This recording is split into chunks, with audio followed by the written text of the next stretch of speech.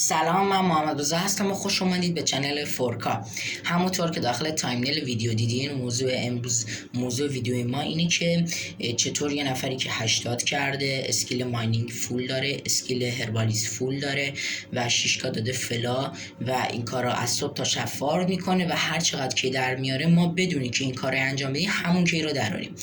خب همین کاره دیگه. بریم داخل کامپیوتر تا قشنگ بهتون توضیح بدم.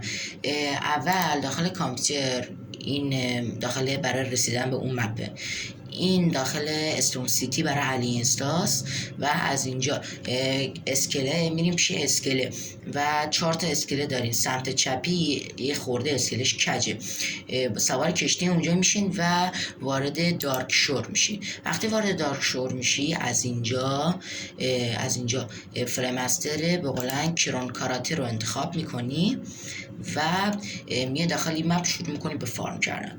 ولی نه، اگه خورد هستی داخل اوگریمار فلمستر رو انتخاب میکنی و فلمستر به قول همین گرون کراته رو انتخاب میکنی و میای. یه شرط داری فارم بهتون بگم.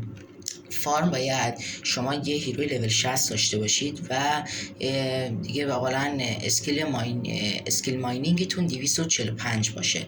وقتی که 245 باشه اینطور طریقه تاپ خوردن و اگه وقتی که تا 275 میارین اینطوری طریقه فارم کردنتون و دیگه همین. ولی اگه مثلا چون که دو نوع سنگ داره، از 245 تا 275 نمیتونی سنگای بزرگتر رو بزنی.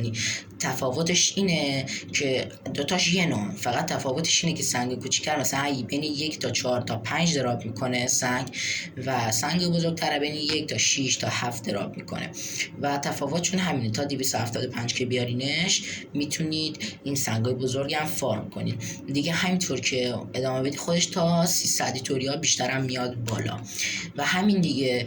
من در آینده داخل این کانال به صورت مداوم ویدیوهای خیلی کاربردی و خفن میذارم داخل کانال. اگه خوشتون میاد از اینجور ویدیو حتما چنل منو سابسکرایب کنید، لایک کنید، کامنت هم بذارید.